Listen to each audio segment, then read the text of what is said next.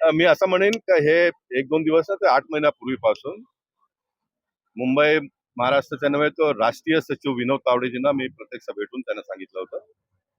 त्यांचं नाव ज्यावेळी सत्य नावाच्या एका माणसाने व्हिडिओ रिलीज केला होता आणि त्यांनी सांगितलं गोपाल शेट्टीची तिकीट कापली जाणार आणि विनोद तावडेजी लढतील. तर त्यांना मी सांगितलं उत्तर मुंबईचा एक आगळा वेगळा आकर्षण आहे. त्यांना माहिती आहे ते आमदार म्हणून 5 वर्ष त्यांनी काम केलं. तर तुमची इच्छा असेल तर तुम्ही येऊन काम स्टार्ट करा हे मी त्यांना बोललो. त्यांनी बोललं माझी इच्छा नाहीये. त्यांनी स्पष्टपणे सांगितलं मला पक्षाचं काम करायचं आहे आणि म्हणून माझी तयारी पहिल्यापासून होती. देवेंद्रजींना माहिती आहे, पण देवेंद्रजी बोलले होते की आणखीन एकदा तुला लढायचं आहे म्हणून.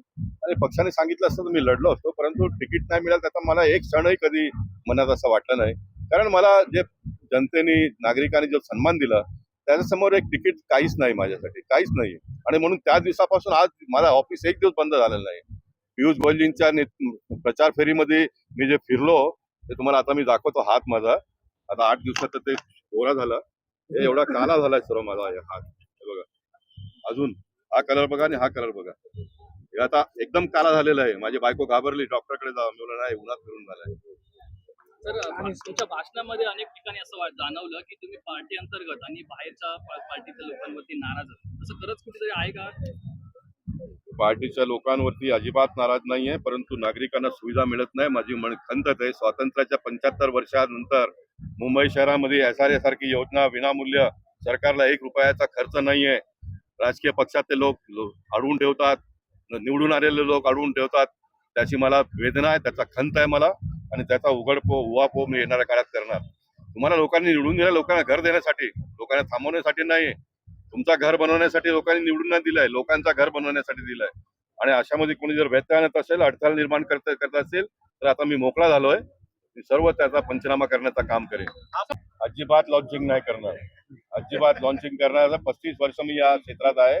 मी माझ्या पक्षाचा दरवाजा मला दाखवला नाही मुलांना. बाकी सर्व ते पद बीत देतात, नगरसेवक बनवतात, सर्व करतात. नक्कीच मी त्याला कामात जोडणार. त्याची इच्छा असेल तर त्यांनी करावं का येणाऱ्या काळात, परंतु गोपाल शेट्टी म्हणून अजिबात नाही, अजिबात नाही, अजिबात. आपण 2 दिवस आणखीन थांबूया. एक्झिट पोल वरती भाषा करणारे लोक करतील, माझा काम नाही तो.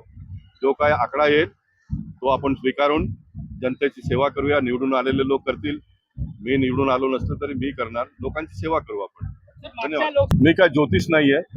मी माझ्या निवडणुकीत सुद्धा बोललो होतो, दुसऱ्या निवडणुकीत, तर मागच्या वेळेस इतकं मला मतं मिळणार नाही, परंतु कार्यकर्ते बोलले होते त्याचपेक्षा जास्त मिळणार, आणि ते कार्यकर्त्यांनी खरं ठरवलं. म्हणून मी माझ्या निवडणुकीत सुद्धा मी भविष्यवाणी केल्यानंतर किती मताने मी जिंकीन म्हणून. तर ह्यावेळी करणं ते बरोबर नाहीये आणि फार दिवस नाहीये, परंतु पियुष गोयल हे चांगल्या मतांनी निवडून येतील.